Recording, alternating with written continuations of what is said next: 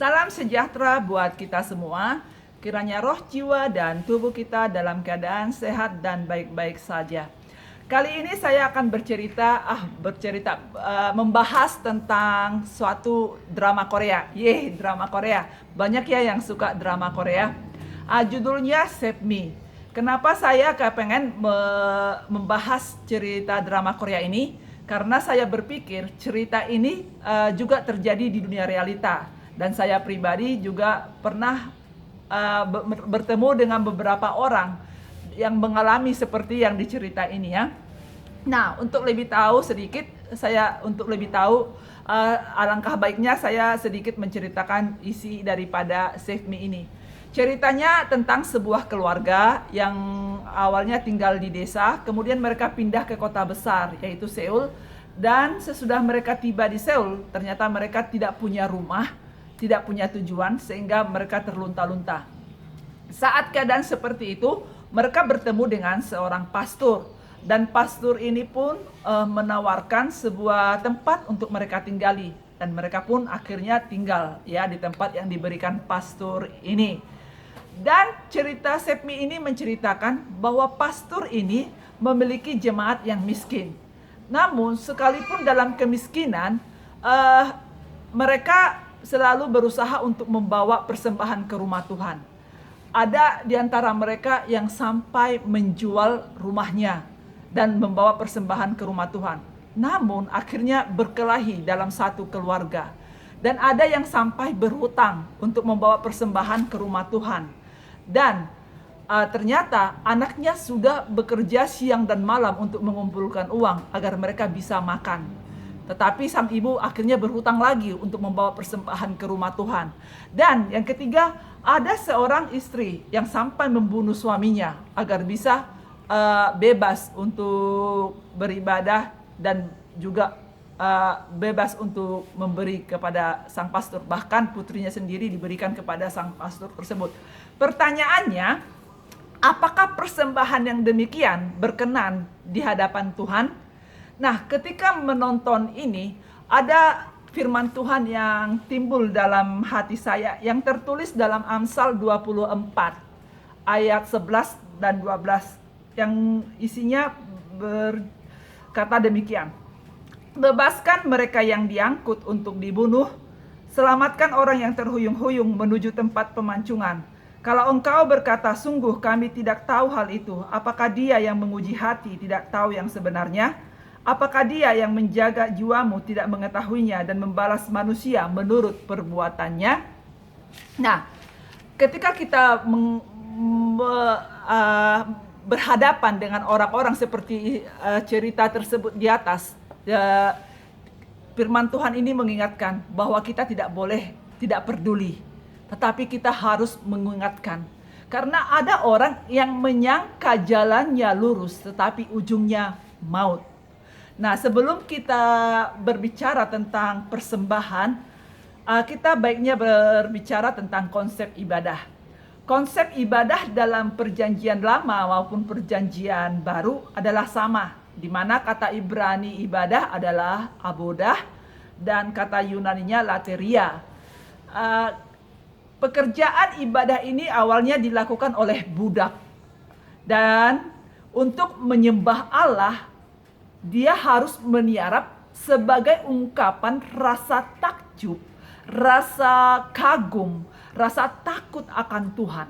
Nah, inilah seharusnya nilai yang terkandung dalam setiap persembahan yang kita bawa kepada Tuhan, ya.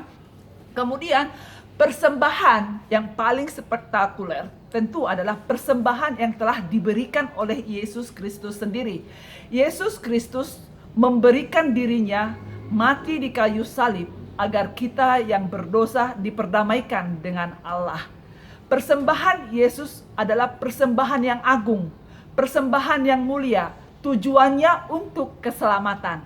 Nah, persembahan kita yang kita bawa ke rumah Tuhan adalah mengandung nilai keselamatan, sama seperti yang dilakukan oleh Yesus, di mana Yesus telah memperdamaikan kita dengan Allah. Dan persembahan kita juga mengandung nilai keselamatan. Kita tahu bahwa fungsi gereja ada 3. 1, yaitu tentang kanonia, tentang persekutuan.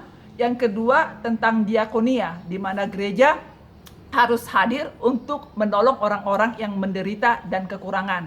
Yang ketiga tentang marturia, di mana gereja harus memberitakan kabar baik atau Injil kepada umat manusia. Nah, ketika gereja melakukan ketiga fungsi ini, maka dikatakan gereja tersebut adalah gereja yang hidup.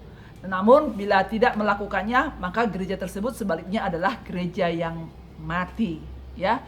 Oke, kita kembali kepada cerita Sepmi tersebut. Dikatakan di sana ada jemaat yang membawa persembahan, dia menjual rumahnya, dan hasil dari penjualan itu dibawa ke rumah Tuhan dan diberikan kepada pastor tersebut. Nah, pertanyaannya, apakah Tuhan berkenan atas persembahan tersebut? Ternyata sesudah membawa persembahan itu, terjadi perkelahian di dalam rumah. Terjadi percecokan, tidak ada damai sejahtera lagi. Apakah hal ini dikenan oleh Allah? Mari kita baca. Tentu Alkitab selalu memberikan jawaban atas setiap pertanyaan kita, ya. Kita baca dalam Matius 9 ayat 13. Di sana dikatakan, "Jadi pergilah dan pelajari arti firman ini. Yang kukehendaki ialah belas kasihan dan bukan persembahan. Karena aku datang bukan untuk memanggil orang benar, melainkan orang berdosa." Nah, jika oleh karena persembahan kita, rumah tangga kita menjadi berantakan, mungkin ada hal ini bisa terjadi oleh karena salah satu ada yang sudah diselamatkan dan satunya lagi tidak. Ini berbicara mungkin entah suami yang diselamatkan atau istri yang diselamatkan, salah satunya pokoknya diselamatkan. Dan si suami atau si istri membawa persembahan, akhirnya terjadi percekcokan, ya. Saya perkatakan lebih baik berhenti dulu membawa persembahan.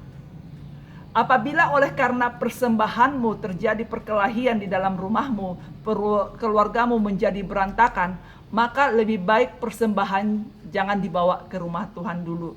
Karena kita membutuhkan Tuhan untuk boleh memulihkan hal ini. Kita perlu berbelas kasihan kepada orang-orang yang belum mengenal Tuhan. Jangan sampai oleh karena persembahan kita, orang lain menjadi tersandung.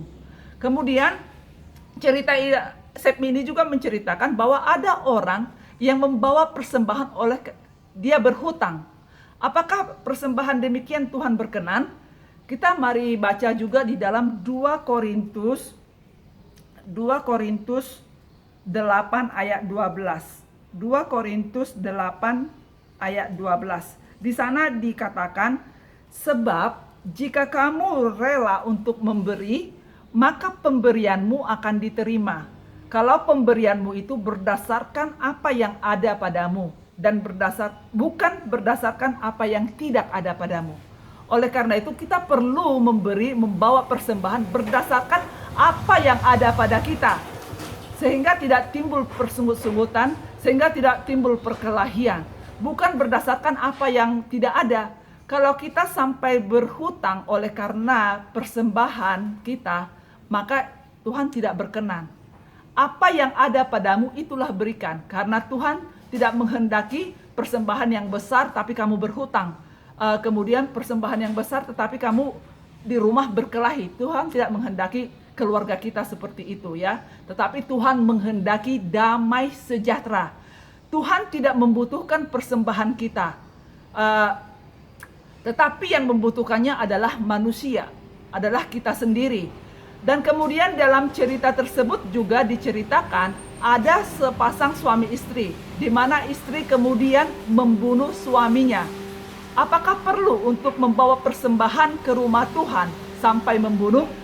Sementara dalam firman Tuhan dikatakan jangan membunuh.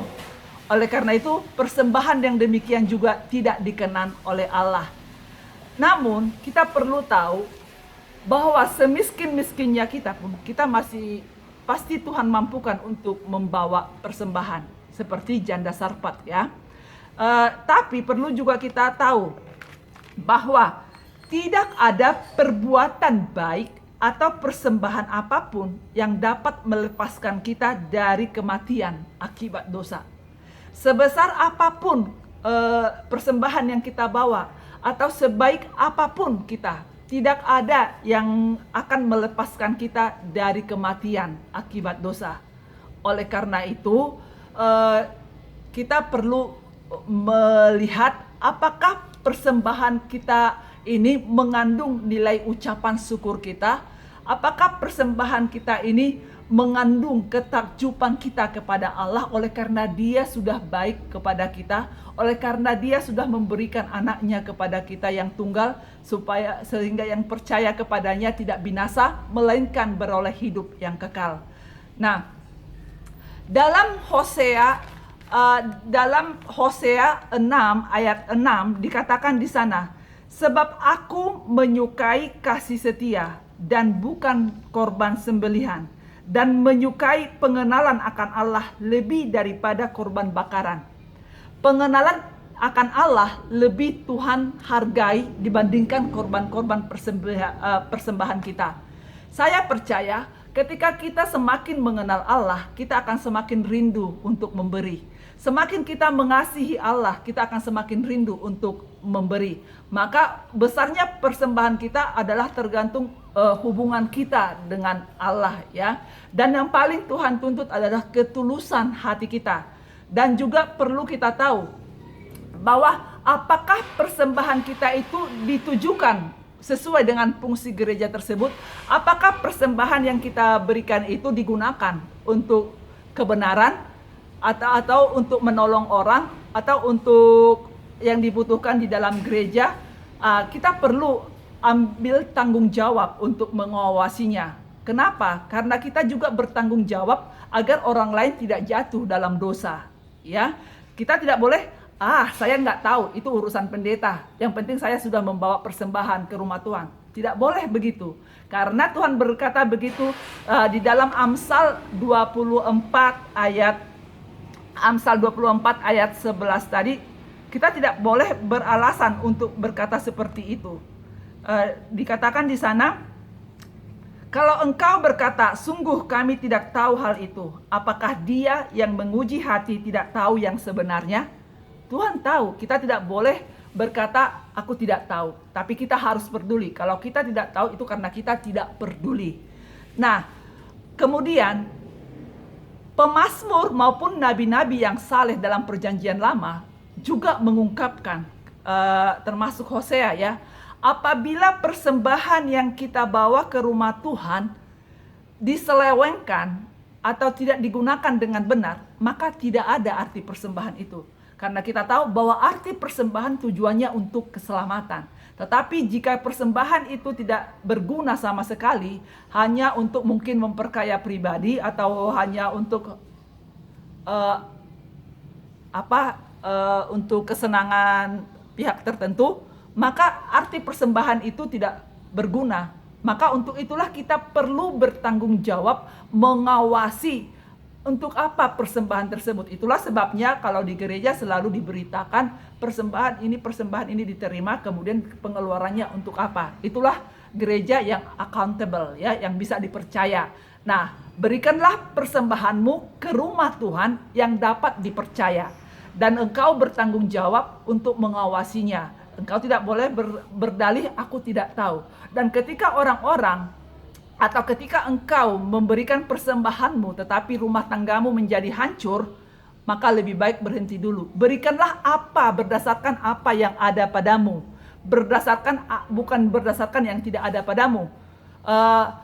Berikanlah dengan sukacita, dengan ketulusanmu. Dan saya percaya semakin kita mengenal Allah, maka kita pun akan semakin suka memberi. Dan sesungguhnya hidup kita ini adalah persembahan yang sejati kepada Tuhan. Hidup kita ini adalah miliknya Tuhan. Besarnya persembahan kita adalah seberapa besarnya kita mengalami Allah di dalam hidup kita. Dan itu bergantung terhadap dengan hubungan kita dengan Tuhan. Sampai di sini, sampai ketemu. Tuhan Yesus memberkati. Haleluya.